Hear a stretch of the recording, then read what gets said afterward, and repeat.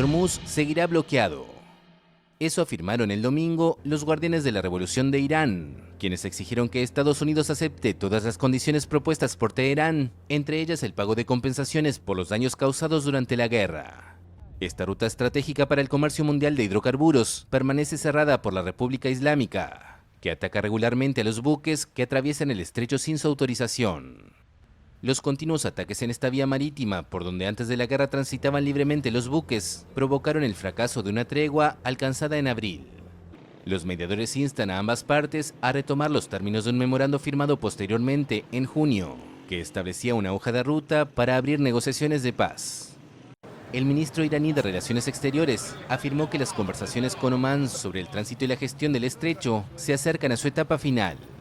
Omán está ubicado en la orilla opuesta de Hormuz. Sin embargo, advirtió que la reapertura de la estratégica vía marítima sigue condicionada al cumplimiento de otras exigencias y al pago de compensaciones. También negó el domingo que Irán esté negociando directamente con Estados Unidos y aseguró que ambas partes se limitan a intercambiar mensajes a través de intermediarios.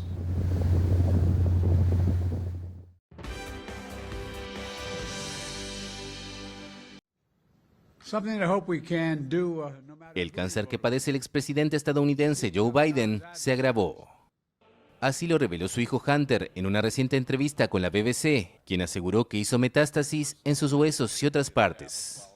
Dijo que se trata de algo muy doloroso y en muchos aspectos muy debilitante, pero destacó que su padre sigue haciendo lo suyo y que cree profundamente en el país. En mayo de 2025, apenas 4 meses después de dejar el cargo, Biden reveló que le habían diagnosticado una forma agresiva de cáncer de próstata que se había extendido a los huesos. Posteriormente comenzó un tratamiento que incluía radioterapia y terapia hormonal. A pesar de las persistentes dudas sobre su salud como el presidente estadounidense de mayor edad, Biden decidió presentarse a la reelección en 2024, entonces con 81 años. Tras un desastroso desempeño en un debate contra Donald Trump y una ola de presión por parte de los demócratas, anunció su retirada de la contienda. Trump terminó derrotando a la candidata que lo sustituyó, la entonces vicepresidenta Kamala Harris.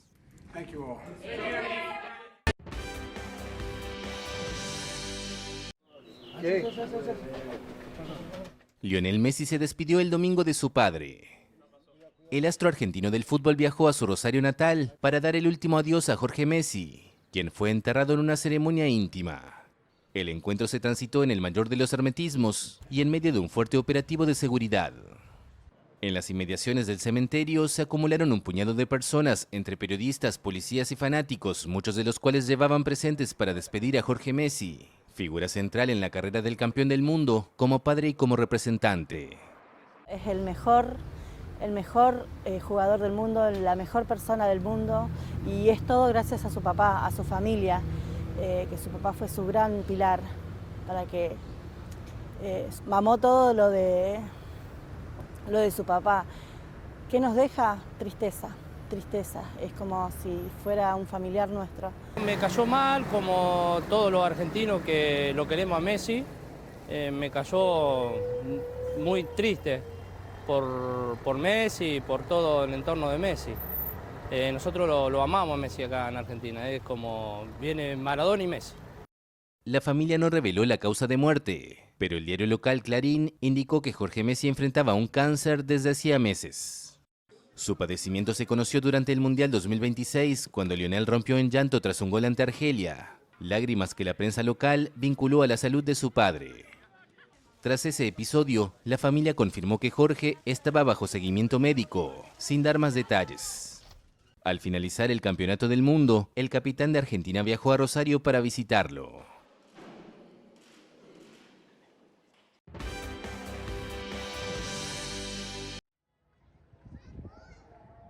El primer ministro de Israel, Benjamín Netanyahu, rechazó el domingo de forma explícita el plan para Gaza, auspiciado por Estados Unidos y aceptado por Hamás. El mandatario, presionado por sus aliados de extrema derecha en medio de una reñida carrera electoral, llevaba más de una semana elevando las críticas hacia el plan anunciado a finales de julio por su aliado Donald Trump, que contempla el desarme del movimiento islamista y la retirada israelí del territorio palestino. El documento es en teoría la última etapa de un alto al fuego impulsado por Washington y anunciado en octubre, que redujo pero no puso fin a las operaciones israelíes en Gaza. Israel rechaza el documento de 15 puntos. Las FDI no llevarán a cabo ninguna retirada hasta que Hamás esté realmente desarmado. Hamás, en el poder en Gaza desde 2007, aceptó el acuerdo, por el que debería entregar sus armas a una incipiente autoridad palestina encargada de gobernar el territorio durante un periodo de transición. Un miembro del buró político del movimiento, Bassem Naim, dijo a la AFP que Estados Unidos debería presionar a Netanyahu y su gobierno para que se ciñan a la hoja de ruta y no obstruyan el proceso por razones políticas internas y electorales. El domingo, durante una reunión de gabinete, Netanyahu se refirió a Trump como su mayor amigo en la Casa Blanca, pero no dudó en desmarcarse de su estrategia, como ya hizo en el marco de la guerra contra Irán. Estamos hablando con los estadounidenses sobre este tema.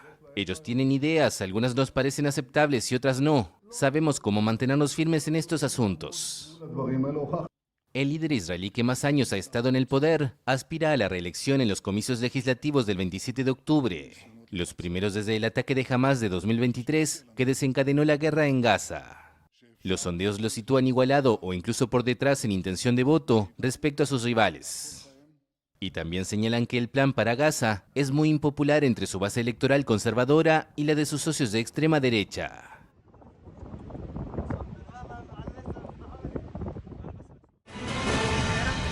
Estados Unidos anunció el jueves sanciones contra el ministro de las Fuerzas Armadas cubano, general Álvaro López Miera, así como responsables y 5 empresas del sector industrial militar de la isla.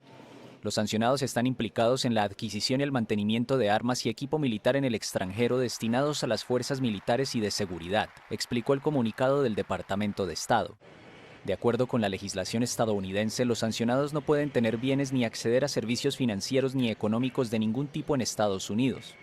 Washington considera que Cuba es un estado que patrocina el terrorismo y una amenaza a la seguridad nacional, y ha ido aumentando la presión económica y diplomática sobre la isla desde principios de año.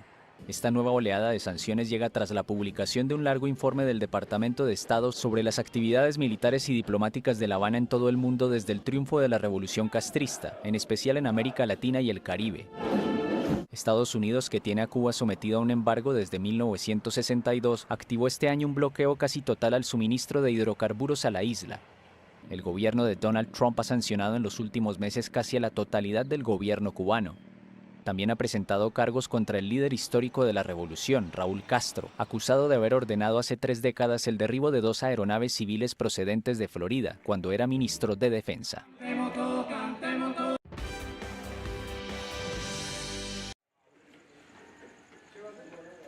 Hace 3 semanas que los habitantes de este edificio centenario en Centro Habana duermen a la intemperie, en camas improvisadas, sillas o cartones. Se mudaron a la calle desde que parte del inmueble se derrumbó y fue declarado inhabitable. Bueno, imagínate solamente el no tener un descanso, algo que tú digas, estoy aquí segura y puedo descansar. Es algo que ya de por sí, desde que amanece, ya tú no amaneces con tu organismo igual. Más saber que es un día y otro día y otro día. Durante décadas, los cubanos han tenido un mantra frente a los problemas: resolver. Una palabra que implica responder a las dificultades con resiliencia e ingenio. Pero ahora, en medio de la mayor crisis de Cuba en décadas, esa adaptación constante está teniendo un alto costo psicológico.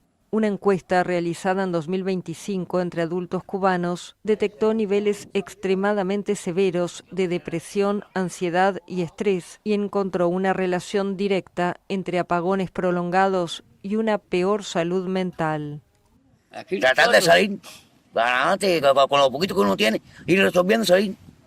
Porque si piensas, te vuelves loco. Hay mucha gente que se quitaron la vida ya, demasiado, en este país ya. Tener agua, conseguir alimentos, desplazarse e incluso dormir durante toda la noche se han convertido en desafíos cotidianos para los cubanos. Y desde que Washington impuso en enero un bloqueo petrolero a La Habana, las condiciones de vida empeoraron de forma notable. Pero más allá de las dificultades materiales, muchos describen una sensación similar: el agotamiento de intentar resolver el presente una y otra vez y el no tener energía para pensar en el futuro. Hay días que tú te levantas y quieres explotar, ya no vas más. El ahogue de la electricidad, de los alimentos, de lo caro. Entonces, el futuro para mí es incierto, no le veo un futuro.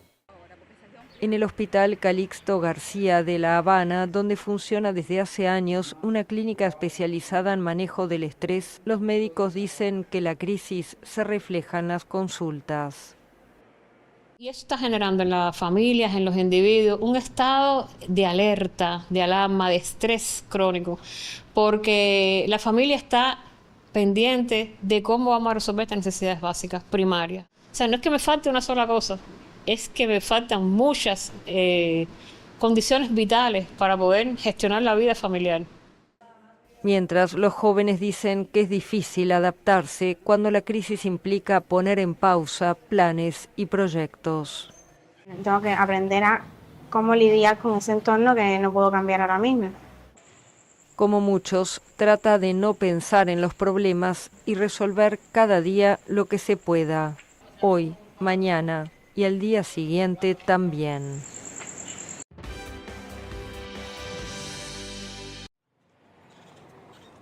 Cuba podría convertirse en una Gaza silenciosa como consecuencia de las sanciones impuestas por Estados Unidos. La advertencia fue hecha el jueves por expertos de la ONU en Derechos Humanos, que instaron a la comunidad internacional a actuar con rapidez para evitarlo. Por orden del presidente Donald Trump, Estados Unidos, que mantiene un embargo a la isla comunista desde 1962, impuso además en enero un bloqueo petrolero al país. Según los expertos, este bloqueo y otras sanciones impuestas por Washington han agravado la situación económica, provocado una grave escasez y alimentan los frecuentes apagones en todo el país. El riego y los servicios básicos están fallando, una situación que afecta de manera desproporcionada a las mujeres, los niños, las personas mayores y otros grupos vulnerables.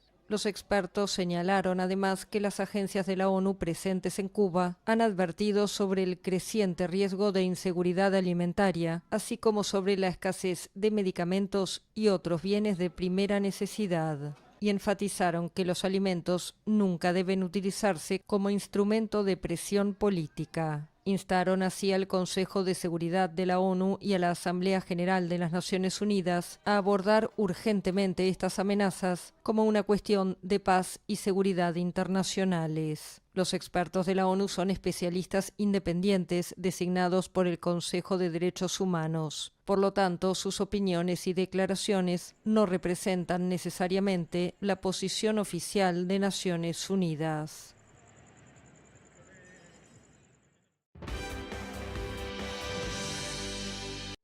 Juro a Dios. Abelardo de la Espriella asumió el viernes la presidencia de Colombia en una ceremonia celebrada en Cali, una ruptura con más de 2 siglos de tradición de investidura realizadas en Bogotá. El abogado millonario de 48 años, que también posee la nacionalidad estadounidense, prometió combatir sin tregua a los grupos armados y poner fin a la política de negociación impulsada por su antecesor Gustavo Petro. La ceremonia se realizó en una ciudad situada cerca de territorios bajo influencia de grupos armados, responsables de la peor ola de violencia registrada en Colombia en una década. Ante líderes extranjeros, delegaciones estadounidenses y el presidente de la FIFA, Gianni Infantino, el mandatario conocido como El Tigre lanzó un mensaje de mano dura. Reafirmo mi intención de derrotar sin tregua al narcoterrorismo y a todas las organizaciones criminales que amenazan la libertad de Colombia. Los invito a todos a que nos constituyamos en permanentes defensores de la patria. Aliado del presidente estadounidense Donald Trump, de la Espriella prometió reforzar la cooperación con Washington. Sin mayoría en un Congreso dividido, anunció además que intensificará los bombardeos contra campamentos guerrilleros con apoyo de Estados Unidos e Israel y que impulsará la construcción de megacárceles inspiradas en el modelo de El Salvador. Envío un mensaje firme al pueblo colombiano. Ha comenzado el tiempo de la recuperación del orden, la autoridad y la libertad. El nuevo mandatario recibe un país donde unas 25.000 personas integran organizaciones armadas, según estimaciones basadas en cifras oficiales. Su llegada al poder consolida además un giro regional hacia la derecha y recompone la relación entre Bogotá y Washington tras años de tensiones durante el gobierno de Petro. Ausente de la ceremonia en Cali, el presidente saliente abandonó la casa de Nariño en Bogotá junto a familiares y colaboradores, poniendo fin al primer gobierno de izquierda de la historia reciente de Colombia. Espero que nos recuerden hasta siempre. Libertad y vida. Siempre, siempre y siempre. Gracias por haberme acompañado, soldados, por haberme cuidado. Creo que ustedes salen mejor que cuando yo entré.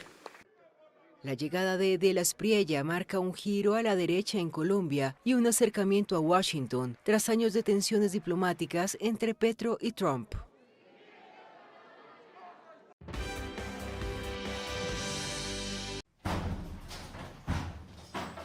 La policía española desmanteló lo que calificó como una de las mayores estructuras criminales especializadas en el tráfico de migrantes en el Mediterráneo. Durante la operación, que se llevó a cabo con la cooperación de Europol, así como de las policías de Francia, Portugal y Polonia, fueron detenidas 78 personas y se incautaron 18 embarcaciones de alta velocidad. Según los agentes, esta red transnacional utilizaba presuntamente las embarcaciones para transportar drogas sintéticas desde España a Argelia, y en el viaje de regreso llevaba migrantes de forma clandestina hacia puntos de la costa mediterránea española o la isla de Ibiza. Los investigadores consideran que la red fue la responsable de al menos 64 operaciones de tráfico de migrantes, a través de las cuales se introdujeron a más de 2.000 personas en España, obteniendo unos beneficios superiores a unos 28 millones de dólares. Según la policía, las travesías eran extremadamente peligrosas para los migrantes, que debían viajar hacinados a gran velocidad con fuerte oleaje, sin iluminación, y que en algunos casos eran incluso atados para evitar que cayesen al agua. Entre los detenidos figuran las 4 personas consideradas como presuntas responsables del entramado. Bienvenidos a América Noticias bajo la dirección general de Carlos Vasallo. Estos son los titulares que marcan la agenda informativa de hoy. No hay marcha atrás. Rubio revela cómo Trump piensa dejar sin aire al régimen cubano. Les contamos. El heredero del poder. El cangrejo se mete en el centro de las negociaciones con Washington. Tenemos los detalles. Una tragedia que sacude a Doral. Nuevos detalles de la muerte del oficial que conmociona a toda la policía. Se les cae el discurso. Cuba compró millones en combustible a Estados Unidos, mientras culpa al embargo. México en el centro de la polémica. Una investigación pone bajo la lupa los negocios que terminan fortaleciendo al régimen cubano. Esto es América Noticias, comenzamos. Las claves del día, los temas y las reacciones de lo que está haciendo noticia. Hola a todos, les saluda Camilo Egaña, estas son las claves del día. Como siempre digo, el gesto, la frase, el detalle que puede que convierte este día en algo irrepetible o inolvidable, para bien o para mal. En el año 1979, Fidel Castro, antes de viajar a Nueva York, a Naciones Unidas, le dijo a un periodista: siempre llevo un chaleco moral y eso me protege siempre. Lo dijo con el tono con que lo diría un modelo de Hugo Boss en un comercial. Bueno, ahora sus descendientes ideológicos se han quitado todos los chalecos morales y le acaban de abrir la puerta de par en par al hombre que intenta destruirlos. En junio saltó como liebre enloquecida la noticia de que Cuba estaba dispuesta a nombrar un cayo de su archipiélago como Isla Trump. Estoy hablando del Cayo Santa María, que está al norte del país, a unos 400 kilómetros de La Habana. El proyecto lo lleva un inversionista árabe que seguramente en sus venas corre petróleo y no sangre.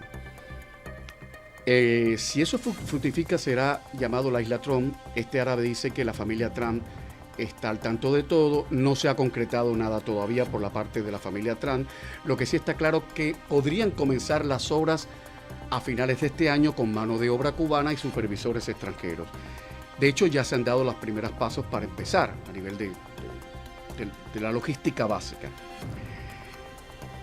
Carlos Fernández de Cosío, el viceministro de Asuntos Exteriores de Cuba, contaba hace unos días al New York Times que él no veía nada malo en que el presidente Trump invirtiera ahora mismo en la isla. Dijo textualmente, por mí, que le abran las puertas. Eso no. El interés de Donald Trump por invertir en Cuba data de 1988. Se hizo con mucha discreción. Fidel Castro estaba en el ajo, se hizo el sueco porque el embargo estaba activo. Y nadie aparentemente se enteró. De hecho, hasta 2018, la firma Trump estaba registrada en la Oficina de Propiedad Industrial de Cuba. Pueden ir a los récords que son públicos, no lo digo yo, están los récords. Sin embargo, aunque todo se hizo de una manera muy discreta, la revista Newsweek lo destapó todo en 2016 en plena campaña electoral y se armó la que se armó. Pero ya saben ustedes el resto de la historia. La verdad es que Cuba está tan desesperada que los más cínicos dicen que si la isla está en venta. Es que Cuba no sabe qué hacer con decenas de playas vírgenes, decenas de hoteles vacíos, terminales de cruceros donde no atraca ni una chalupa, 18 aeropuertos internacionales que están subutilizados, 10 marinas internacionales. Y la verdad que para el turismo internacional Cuba es prácticamente una isla fantasma. Una mujer rusa que le costó el paquetico turístico $4.200 cuenta que fue a un hotel 5 estrellas y el agua potable estaba racionalizada, le daban 2 litros de agua por habitación, había insectos en las habitaciones, había noches en que la mujer se acostó con hambre. Todo eso lo cuenta ella. Y lo peor es la frase que puso en redes sociales allá en Rusia. Sentí que volvía a vivir bajo el régimen comunista en la Unión Soviética. Esta semana Estados Unidos ha vuelto a hacer una pregunta retórica. Saben ustedes que últimamente las preguntas que se hacen en La Habana y Washington son todas retóricas. Estados Unidos ha vuelto a preguntar ¿por qué Gaesa no usa sus 18.000 millones de su reserva financiera para aliviar la crisis? Yo lo que le preguntaría al Departamento de Estado, si ya sabe dónde está la plata de Gaesa. Estados Unidos dice que mucha de esa plata está en territorios ajenos a Estados Unidos y en bancos que no están bajo la influencia de Estados Unidos. Y por eso no han podido ir encima de Gaesa. Bueno, quién sabe. Quién sabe, porque La Habana dice una cosa y Washington dice otra y usted y yo en el medio sin enterarlos. Lo que sí es una certeza es que Fidel Castro dijo una vez, un revolucionario nunca descansa. Y la certeza es que los de Gaesa jamás se cansan. Hasta un día. Ahora, las noticias que hay mucho que contar, Seguimos.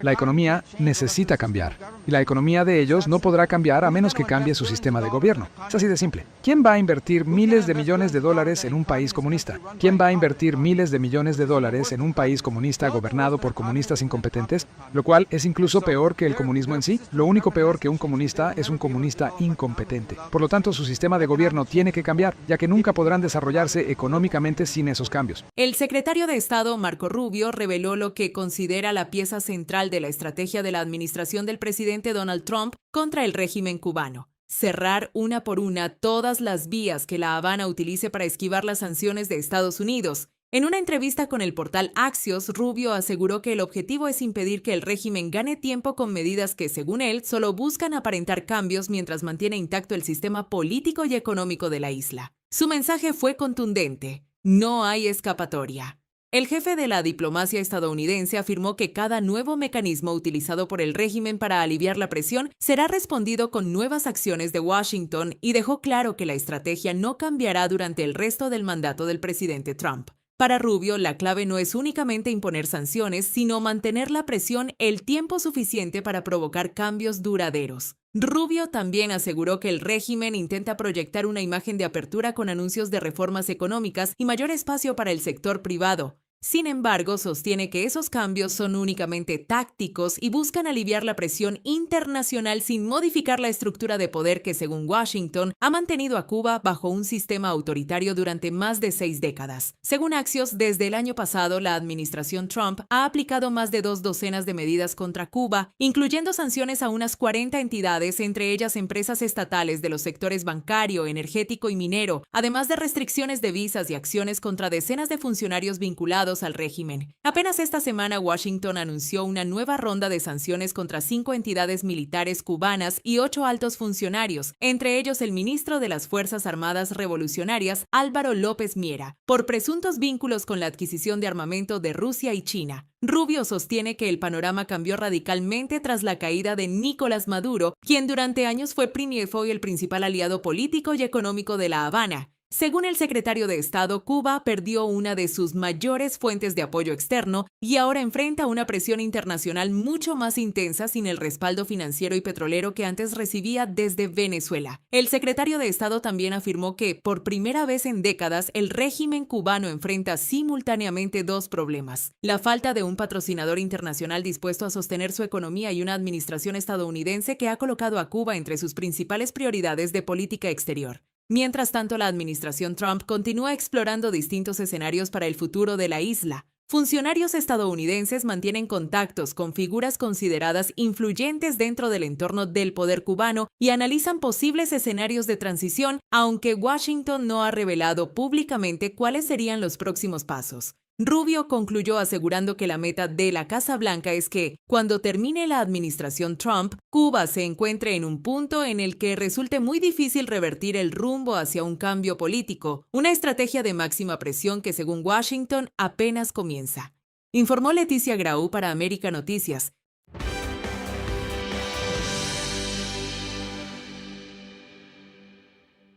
Al mundo y a los distintos gobiernos de los Estados Unidos que Cuba y su gobierno revolucionario siempre han estado dispuestos a sostener una relación cordial, una relación de respeto, una relación civilizada, que por qué no debiera llegar a una relación normal y natural. Un nombre empieza a repetirse cada vez más cuando Washington habla del futuro de Cuba. Raúl Guillermo Rodríguez Castro, conocido como El Cangrejo, no ocupa oficialmente un alto cargo en el gobierno cubano. Sin embargo, en los últimos meses ha aparecido en reuniones de primer nivel, ha hablado públicamente de negociar con Estados Unidos y ahora un reportaje de Axios revela que Washington lo considera dentro de sus contactos mientras explora quién podría formar parte de una eventual transición política en la isla. Y los contactos no son menores. En mayo, el director de la CIA, John Ratcliffe, viajó personalmente a La Habana y se reunió con Rodríguez Castro, además del ministro del Interior, Lázaro Álvarez Casas, y el jefe de la inteligencia cubana. La CIA confirmó aquel encuentro y aseguró que Ratcliffe llevó un mensaje directo del presidente Donald Trump. Estados Unidos estaba dispuesto a hablar de asuntos económicos y de seguridad, pero únicamente si Cuba realizaba cambios fundamentales. Un mes después, el Cangrejo dio otro paso inesperado. En su primera entrevista con un medio estadounidense, declaró a USA Today que estaba dispuesto a negociar con cualquier representante designado por Washington e incluso directamente con Donald Trump. La declaración llamó especialmente la atención porque Rodríguez Castro no posee un cargo gubernamental formal. Ahora Axios añade una pieza todavía más explosiva. Funcionarios de la administración Trump están tratando de identificar figuras dentro del sistema cubano que puedan participar en un eventual escenario de transición. Entre esos nombres aparece nuevamente el nieto de Raúl Castro, aunque Washington mantiene dudas sobre cuánto poder conservaría cuando su abuelo ya no esté.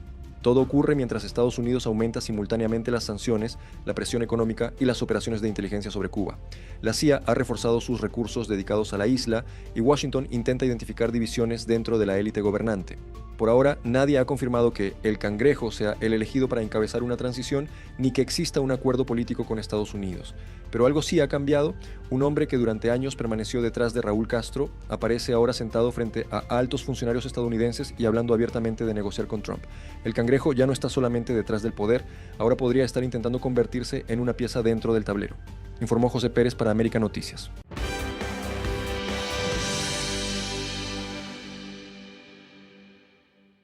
Surgen nuevos detalles sobre la muerte del oficial de la policía de Doral, hallado sin vida esta semana en el suroeste de Miami-Dade.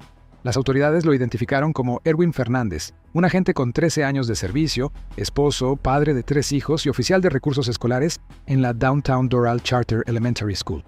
Fernández fue encontrado dentro de su patrulla en una zona rural de Redland, luego de que la oficina del sheriff de Miami-Dade recibiera un reporte sobre un hombre inconsciente poco después de las 6:20 de la mañana.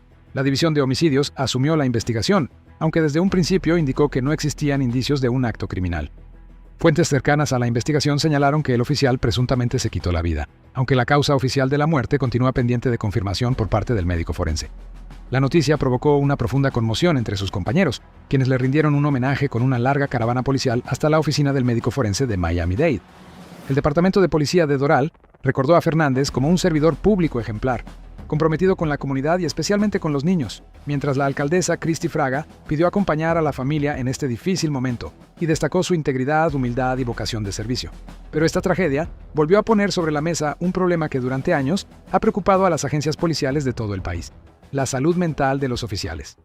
Diversos estudios en Estados Unidos advierten que los agentes de policía enfrentan altos niveles de estrés, ansiedad, depresión y agotamiento emocional debido a la naturaleza de su trabajo. Todos somos humanos y ellos están expuestos a tanta tragedia y tantas cosas en el día que son humanos y se llevan eso a la casa y tienen que poder hablar de eso y sentirse cómodos en hablar.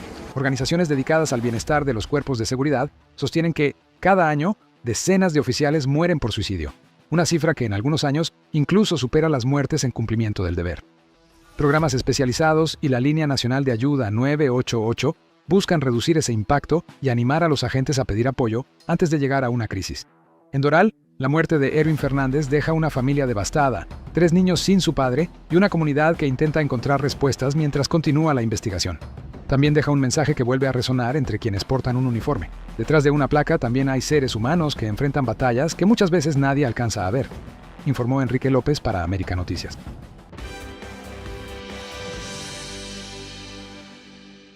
Mientras el régimen cubano insiste en responsabilizar al embargo estadounidense por la falta de combustible y los apagones en la isla, nuevas cifras muestran una realidad mucho más compleja. Durante los primeros 6 meses de 2026, Cuba compró a Estados Unidos casi $96 millones en combustibles.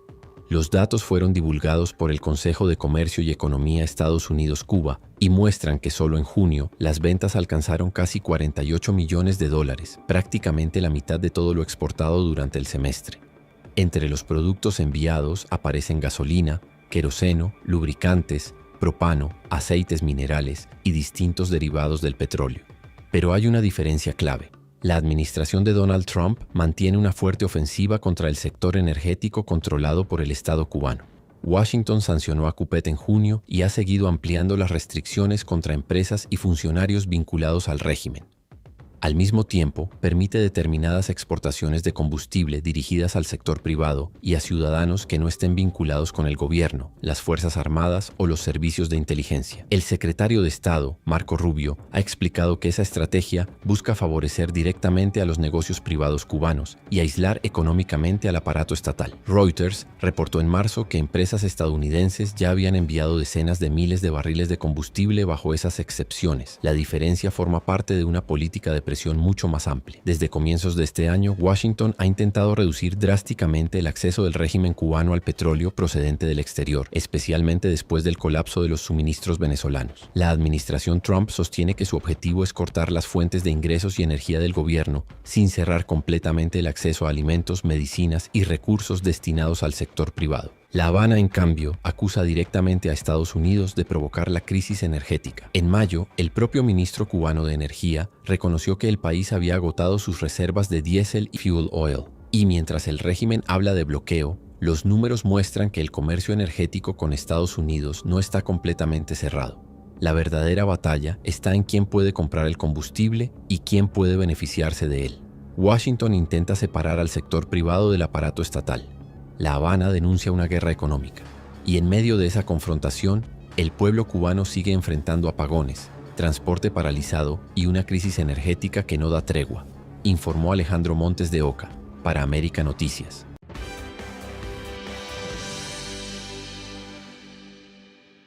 Sí va a haber más apoyo. El pueblo de México siempre es solidario. Nadie puede ser omiso a la situación que está viviendo en este momento el pueblo de Cuba por las sanciones que se están imponiendo a cualquier país que envíe petróleo por parte de Estados Unidos de una manera muy injusta. Una investigación del medio Diario de Cuba vuelve a poner en el centro del debate la relación económica entre México y el régimen cubano. El reportaje documenta el recorrido de un cargamento de leche en polvo que salió desde territorio mexicano y terminó dentro de la red comercial controlada por Gaesa, el conglomerado militar que domina gran parte de la economía de la isla. La investigación revela que las 25 toneladas de leche fueron importadas por Alcona S.A., una empresa estatal presidida por el comandante de la Revolución, Guillermo García Frías, uno de los hombres históricos más cercanos a Fidel Castro. Los registros aduaneros muestran que el cargamento salió desde el puerto de Altamira, en Tamaulipas, y fue exportado por una empresa mexicana establecida en Jalisco. Pero lo más llamativo vino después. Según el reportaje, esos mismos productos terminaron vendiéndose en tiendas administradas por Gaesa y en plataformas de compras para cubanos en el exterior, donde alcanzaron precios superiores a 3 veces su costo de importación. Para los autores de la investigación, ese recorrido refleja cómo productos básicos terminan integrándose a un sistema comercial controlado por el aparato estatal cubano. Diario de Cuba sitúa esta operación dentro de un contexto más amplio. Desde la llegada al poder de Andrés Manuel López Obrador en 2018, México amplió su cooperación con Cuba mediante el envío de petróleo de Pemex, la contratación de miles de médicos cubanos y nuevos acuerdos bilaterales.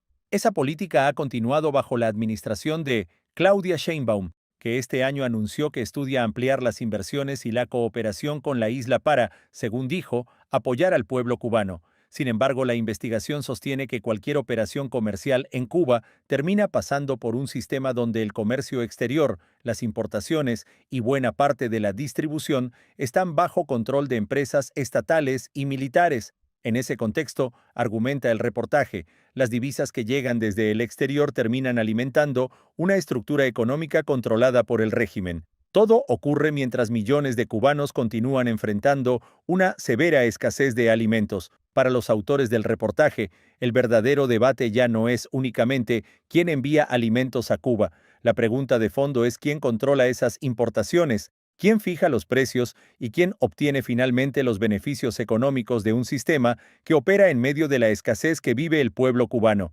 Una investigación que vuelve a poner bajo la lupa el papel de México en las relaciones comerciales con la isla y el funcionamiento del aparato económico del régimen cubano, informó Camilo Lavastilla para América Noticias.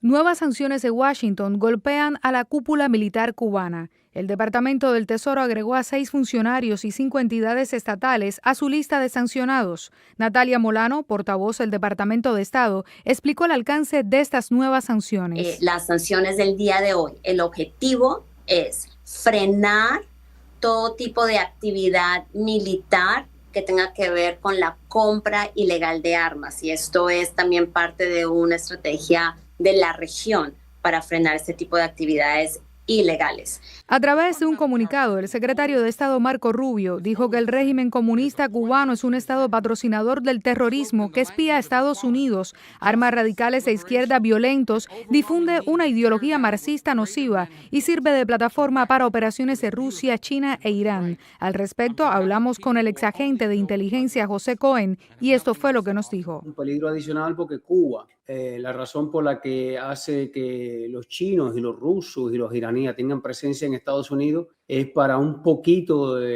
intentar chantajear a Estados Unidos. Si tienes un problema conmigo, tienes problema con esta gente. Entre los sancionados están el jefe de las finanzas de las Fuerzas Armadas Revolucionarias, Oscar Enrique Biosca Gallego, el director de Relaciones Exteriores del MINFAR, José Antonio Remón Rodríguez, los agregados militares de Cuba en Rusia y China, Mónica Milián Gómez y Waldo Pérez Cortés, además del general Heriberto Sánchez y el oficial Roberto Jesús Viciana Mouset. No sé ni por qué no lo habían hecho hasta ahora, ¿verdad? En un momento tan crítico, probablemente alguien dentro del régimen cubano está tratando de conseguir comprar armas o apoyo militar, tanto de China, de Rusia, de Irán. ¿Sabes este fenómeno de los drones que se ha comentado tanto? Washington también sancionó a las empresas estatales Tecnoimport, Tecnotex, la Unión de Industrias Militares, la empresa militar industrial Yuri Gagarin y Duna S.A. Según el Departamento de Estado, varias de estas entidades han facilitado la compra de armamento y tecnología militar procedentes de Rusia y China. El problema es que si ellos tienen los 300 drones esos que se han anunciado, el alcance de esos drones siempre hay un riesgo de, aunque Estados Unidos tiene un sistema muy sofisticado de radar y de detección y de intersección, nunca ha tenido una amenaza tan cercana. Además de las nuevas designaciones, Washington amplió las sanciones ya existentes contra el ministro de las Fuerzas Armadas Revolucionarias, Álvaro López Miera, y contra el jefe del Estado Mayor General, Roberto Legras Sotolongo, al incorporarlos también bajo la Orden Ejecutiva 14404. Con estas medidas, la administración Trump suma más de 24 personas y organizaciones sancionadas y anticipó nuevas sanciones contra el régimen cubano. Las medidas congelan los bienes de los sancionados bajo jurisdicción estadounidense, así como prohíben cualquier negocio con ellos y podrían sancionar a empresas extranjeras que presten servicios a estas entidades o personas sancionadas. Soy Jani González. Entre líneas, la noticia detrás de la noticia. La realidad de los hechos sigue desmontando esos mitos económicos vendidos por el castrismo, por el régimen de La Habana, y la falacia de que el embargo económico es el culpable de los males del cubano de a pie, de la economía, de su fracaso político, económico, social. Otra falacia, sin lugar a dudas, y les voy a documentar aquí el porqué. Según datos publicados por el Consejo Comercial y Económico Estados Unidos-Cuba, Cuba-Estados Unidos, en los primeros 6 meses de este año en curso, hablamos 2026, primeros 6 meses, Cuba le compró a Estados Unidos productos sanitarios y también para el cuidado de la salud. ¿De cuánto estamos hablando? $1.132.176.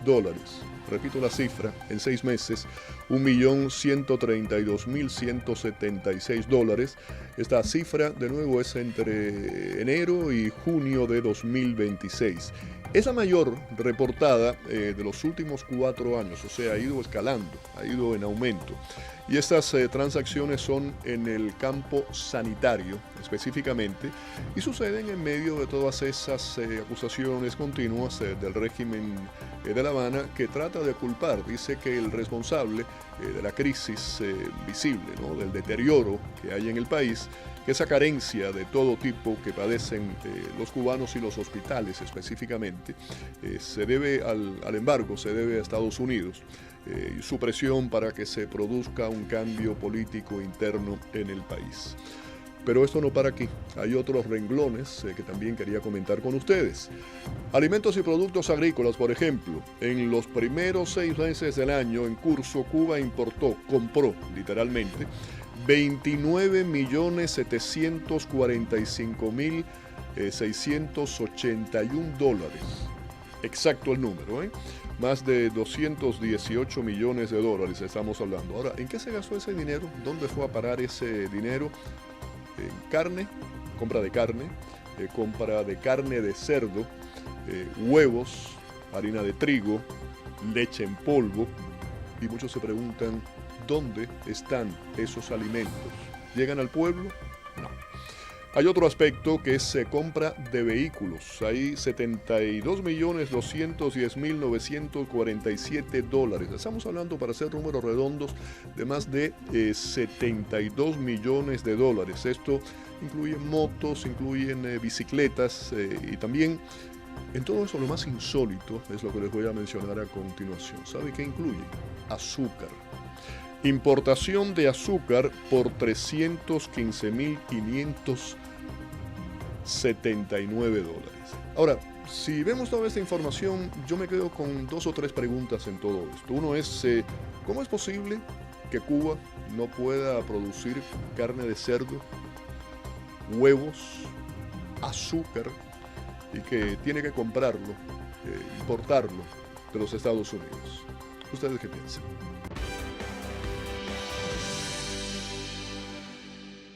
Usted está aquí como visitante, podemos negarle esa visa. Esto no se trata de la libertad de expresión, se trata de personas que no tienen derecho a estar en los Estados Unidos. Nadie tiene derecho a una visa de estudiante, nadie tiene derecho a una green card. Así que cuando usted solicita una visa de estudiante o cualquier otra visa para entrar a los Estados Unidos, tenemos el derecho de negársela por prácticamente cualquier motivo. Si usted está pensando en traer a un familiar, contratar a un trabajador extranjero o espera la visita de alguien desde otro país, esta información le interesa.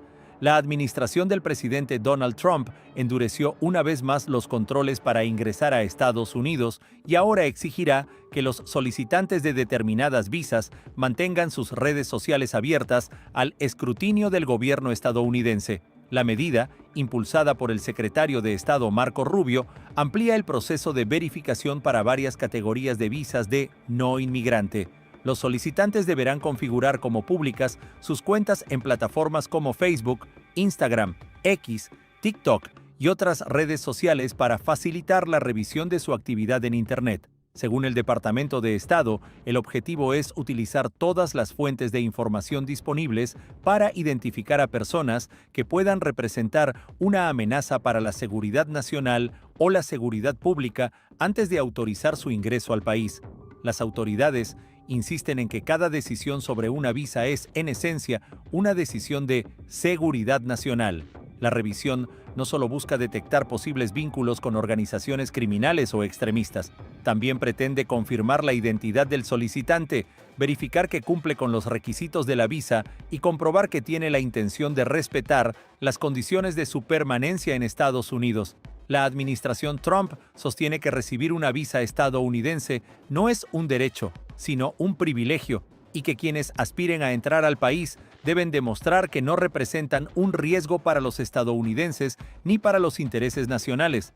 Esta política forma parte de una estrategia más amplia para reforzar los controles migratorios y combatir el fraude en las solicitudes de visa.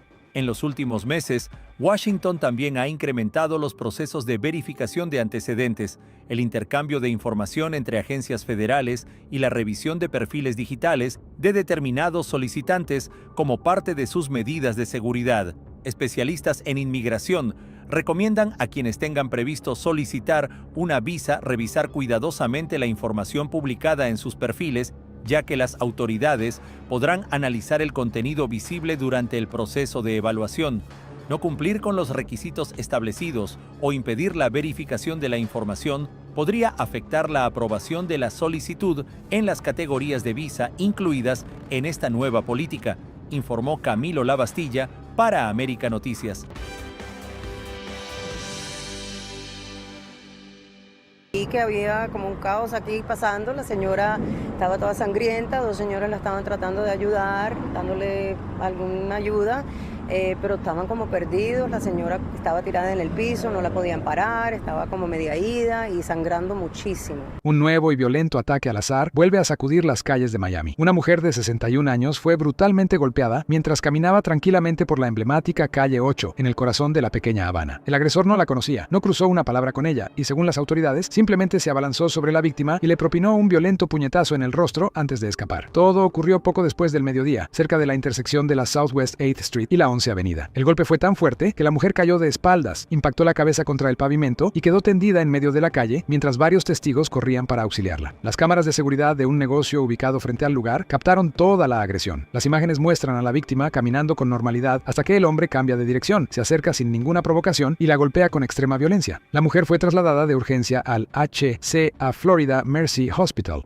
donde los médicos confirmaron que sufrió fractura de nariz, una profunda herida en la mejilla que requirió puntos de sutura y múltiples golpes producto de la caída. La propietaria del establecimiento que captó el ataque aseguró que la escena fue impactante. Relató que encontró a la víctima completamente ensangrentada, desorientada y perdiendo abundante sangre, mientras varias personas intentaban ayudarla antes de la llegada de los paramédicos. Le hundió la nariz, o sea, la pobre señora quedó mal, aparte que estaba entrando y saliendo de conciencia. La policía de Miami logró arrestar al sospechoso unas 8 horas después. Se trata de Tavares Dewan Green, de 40 años, un hombre sin hogar con un amplio historial criminal que ya había sido arrestado en varias ocasiones por robo, allanamiento y agresiones. Fue un oficial que patrullaba regularmente la zona quien lo reconoció gracias a las imágenes de vigilancia. Según el reporte policial, al llegar a la unidad de crímenes violentos, el propio Green comentó espontáneamente que había tenido un mal día porque había golpeado a alguien. Más tarde confesó que, tras el ataque, regresó a su casa, durmió una siesta y fumó marihuana antes de ser capturado. Ahora enfrenta un cargo de agresión agravada, mientras la investigación continúa para determinar qué motivó un ataque que, hasta el momento, parece haber sido completamente aleatorio. Este nuevo caso vuelve a encender las las alarmas sobre la seguridad en las calles de Miami y reabre el debate sobre la reincidencia criminal y la atención a personas con posibles problemas de salud mental que permanecen en las calles, mientras vecinos y comerciantes exigen respuestas para evitar que hechos como este vuelvan a repetirse, informó Enrique López para América Noticias.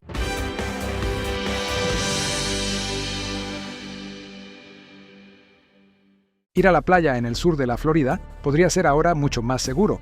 Lo que hasta hace poco parecía una escena de película ya está funcionando en Sunny Isles Beach, donde la policía puso en marcha un innovador sistema de drones capaces de responder a una emergencia en el mar en menos de un minuto. Mientras los rescatistas corren hacia la víctima, el dron ya está sobrevolando el agua con un objetivo claro: ganar los segundos que muchas veces hacen la diferencia entre la vida y la muerte. El procedimiento comienza en cuanto entra una llamada al 911. Desde una estación automática, el dron despega de inmediato, localiza a la persona en peligro y al llegar al punto exacto, lanza un flotador inflable que se activa automáticamente al tocar el agua.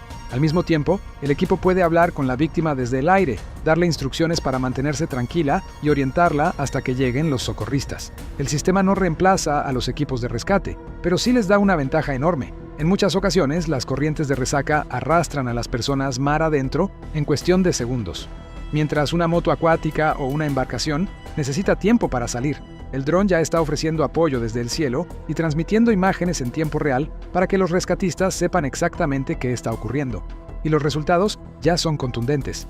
Desde que el programa comenzó en enero de este año, los drones han participado en el rescate de 78 personas, convirtiendo a Sunny Isles Beach en la primera agencia policial de Florida en operar de manera permanente un sistema de Drones First Responder, es decir, drones como primera respuesta ante emergencias. Las aeronaves utilizadas son modelos Skydio X-10, operados por agentes certificados por la Administración Federal de Aviación. El proyecto requirió una inversión cercana a los $250,000, pero las autoridades aseguran que salvar una sola vida ya justifica el costo. La necesidad de esta tecnología queda clara al mirar las cifras. Florida registra cada año más de un centenar de muertes relacionadas con corrientes de resaca, consideradas uno de los mayores peligros para quienes visitan sus playas. Solo durante una semana de alta afluencia este año, Miami-Dade reportó más de 500 rescates acuáticos, la mayoría asociados precisamente a este fenómeno. Para millones de turistas que llegan cada año a Miami, Sunny Isles, Fort Lauderdale o las playas de Los Cayos, este sistema representa una capa adicional de protección. Sin embargo, las autoridades recuerdan que la tecnología no sustituye la prevención. Recomiendan nadar únicamente en playas con salvavidas, respetar las banderas de advertencia y nunca entrar al agua cuando existen alertas por corrientes peligrosas. Este proyecto también forma parte de una tendencia mucho más amplia. Cada vez más departamentos de policía y bomberos en Estados Unidos incorporan drones para responder a incendios, personas desaparecidas, accidentes de tránsito y emergencias médicas. Lo que antes era una herramienta exclusiva para vigilancia, hoy se convierte en un recurso capaz de salvar vidas en tiempo récord. Los especialistas creen que, si los resultados continúan siendo positivos, otros municipios de Florida adoptarán sistemas similares. En un estado rodeado de agua y visitado por millones de personas cada año, reducir apenas unos segundos el tiempo de respuesta puede marcar la diferencia entre un rescate exitoso y una tragedia. Así que la próxima vez que vea un dron sobrevolando una playa del sur de la Florida, tal vez no esté grabando imágenes para una promoción turística. Puede estar participando en una misión mucho más importante: evitar que una familia tenga que lamentar una pérdida, informó Enrique López para América Noticias.